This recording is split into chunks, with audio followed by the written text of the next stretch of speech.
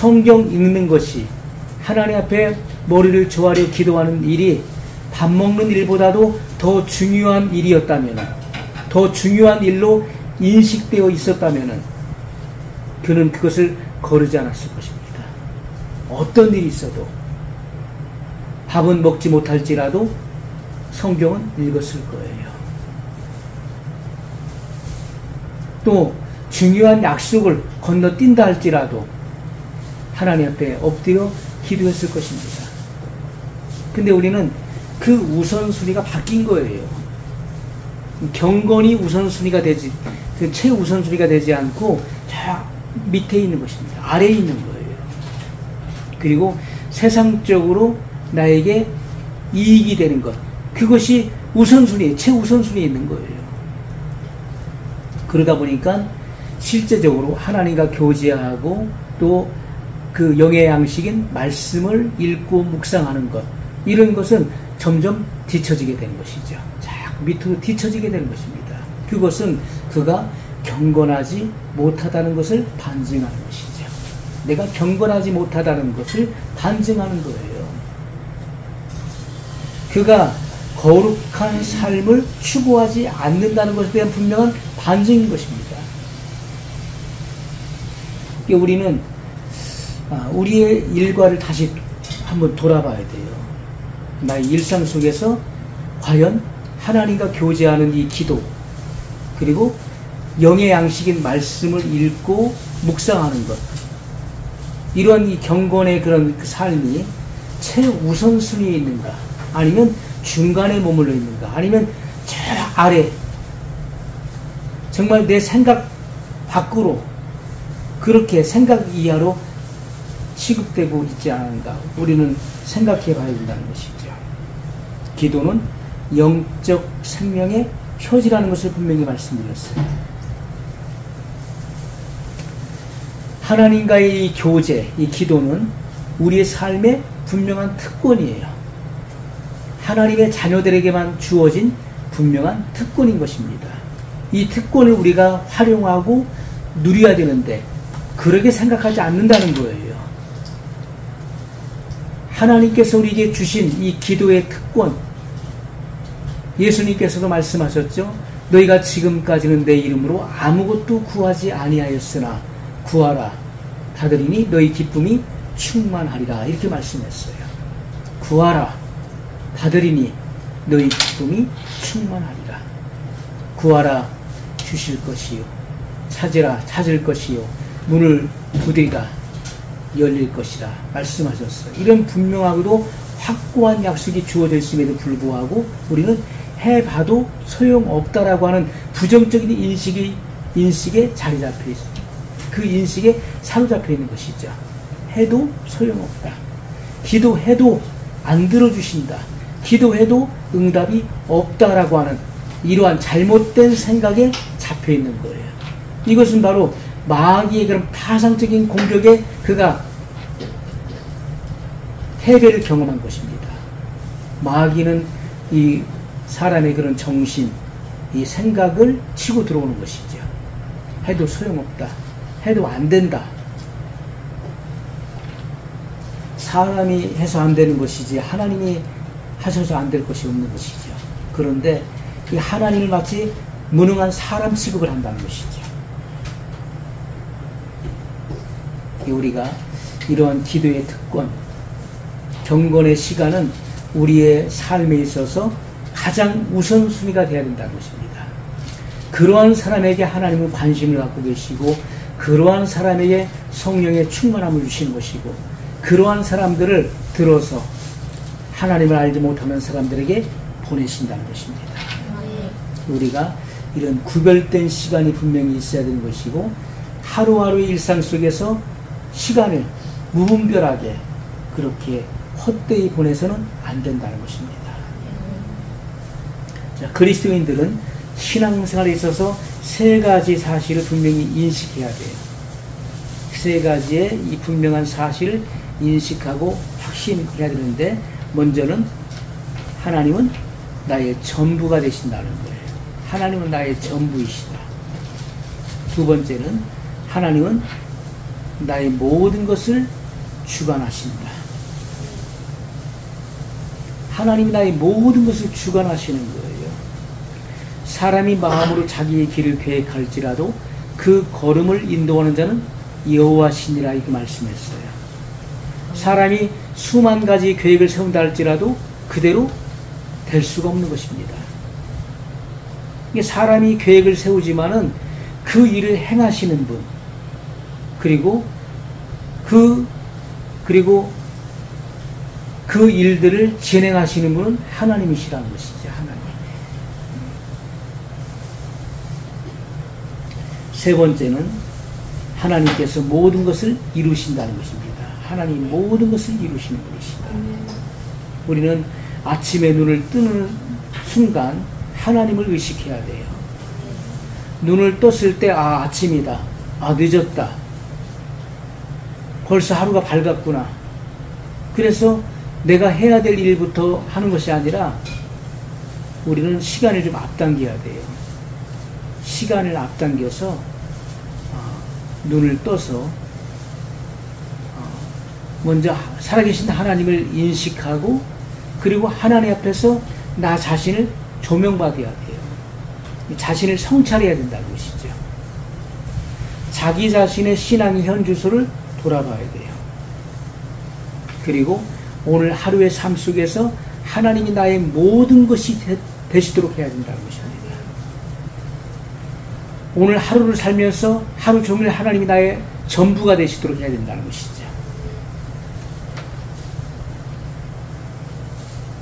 그래서 우리가 매일매일 지금까지 만약에 이 같은 일들을 실천하지 못했다면은 내일 아침에 이것을 오늘 마음에 깊이 새겨서 내일 아침에 눈을 떴을 때 그냥 일어나지 마시고 아침에 눈을 뜨는 순간에 하나님을 인식하라는 거예요. 그리고 우리는 하나님의 임재 속으로 들어갈 수 있어야 돼요. 하나님의 임재 안으로 들어가야 된다. 우리는 고요하고 잠잠함 중에 하나님 앞에 엎드려야 돼요. 무릎을 꿇고 하나님 앞에 엎드리십시오. 하나님의 우리가 존재를 인식할 때 우리는 그분의 임재 안으로 들어갈 준비가 된 거예요. 그분의 임재 안으로 들어갈 준비가 됐다. 그리고 하나님 앞에서 내가 누구인지를 깊이 생각해 봐야 돼요. 하나님 앞에서 내가 어떤 사람인지. 하나님과의 관계 속에서 나의 위치가 무엇인지를 생각해 봐야 돼요. 나의 위치가 어디에 머물러 있는가.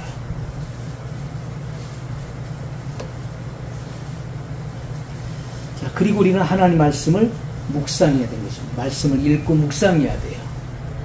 말씀을 읽고 묵상하라. 말씀을 읽고 묵상하라. 이것은 굉장히 중요한 부분이에요. 묵상이라고 하는 것은 내 마음속에 말씀을 품고 적용하는 것입니다. 그게 묵상이에요. 묵상은 내 마음에 말씀을 품고 그것을 적용하는 것이다. 묵상. 그래서 마음은 말씀을 묵상하는 가운데서 그 말씀을 깊이 흡수할 수 있게 된 것입니다. 우리가 묵상이라고 하는 말의 의미를 그 원어를 찾아보게 되면은 이 묵상이라고 하는 것이 무슨 뜻이냐면은 우리가 그 되새김질한다. 소가 먹이를 먹었다가 그걸 다시 꺼내어서 되새김질하죠. 그것처럼 우리가 반복하는 것입니다. 다시 생각하는 거예요. 그리고 중얼거린다, 짓거린다 이런 뜻을 갖고 있어요. 그 원문 자체가. 그래서 우리가 읽었던 말씀, 또 들었던 말씀, 암송했던 말씀을 다시 꺼내어서 그것을 중얼중얼거리는 거예요. 계속해서 반복한다는 것입니다. 그것이 묵상의 의미예요. 하나님 말씀을 한번 보고 흘려보내서는 안 되는 것입니다. 읽었던 말씀, 들었던 말씀, 그리고 암송했던 말씀, 그 말씀을 다시 끄집어내서 그것을 반복해야 된다는 거예요. 그럴 때 반복할 때 묵상할 때 그 말씀이 내 마음속에 흡수되는 것입니다. 깊이 흡수되어집니다. 우리가 음식을 먹으면 어떻습니까? 우리가 어떤 음식이든지 음식을 우리가 섭취하죠. 섭취하면은 그 음식이 내가 그 음식을 이렇게 씹어서 잘게 씹어가지고서 먹어요. 그러면 그 음식이 내 몸에 들어가서 여러 가지 작용을 하는 거예요. 그것이 피를 만들어내요. 그리고 필요 없는 것은 배설시키고 중요한 부분들이 적재적소에 들어가요.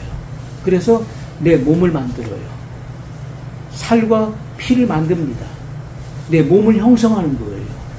내가 먹은 그 음식물이 내 몸을 만들잖아요. 그것처럼 하나님 말씀도 마찬가지예요. 하나님 말씀이 내 안에 들어가서 그 말씀이 내 안에 실체가 된다는 거예요. 그 말씀이 내 안에 실체가 돼야 됩니다. 그래서 그 말씀에 의해서 내가 사라져야 된다는 거예요. 그 말씀의 사람인 것이죠. 그 말씀에 의해서 내가 사라진다. 그 말씀에 내가 복종되어, 나도 모르게 복종되어진다. 여기서 말하는 복종은 하기 싫은데 내가 어쩔 수 없이 선택의 여지가 없어 복종한다는 말이 아니에요. 군대에서 말하는 상명하복의 복종을 말하는 것이 아닙니다. 성경에서 말하고 있는 복종, 성경은 우리에게 복종을 말씀하고 있죠. 예수님께서도 아버지의 뜻에 항상 복종하셨어요. 성경에 말씀하고 있는 복종은 거룩한 복종을 말하는 것입니다. 거룩한 복종. 우리는 거룩한 복종이 있어야 된다는 것이죠. 그것은 하나님 말씀이 실체가 되는 방법 외에는 없다는 것이죠.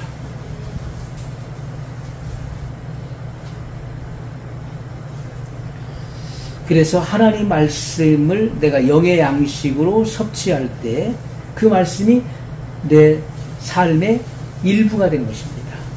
내 몸의 일부가 될 뿐만 아니라 내 삶의 일부가 되는 거예요. 더 나아가서 그 말씀이 왕성해질 때 전부가 되는 것입니다. 우리가 이 묵상의 중요성은 하나님을 향한 우리 마음의 방향을 바꾸는 것입니다. 그래서 하나님 말씀을 내 마음에 깊이 새겨두게 되면은 그 말씀이 내 인생의 방향을 바꾸게 되는 거예요. 우리 마음의 방향을 바꾸는 것이다. 이 묵상이 이렇게 중요한 것입니다. 이 묵상이 이 중요한 그 이유는요.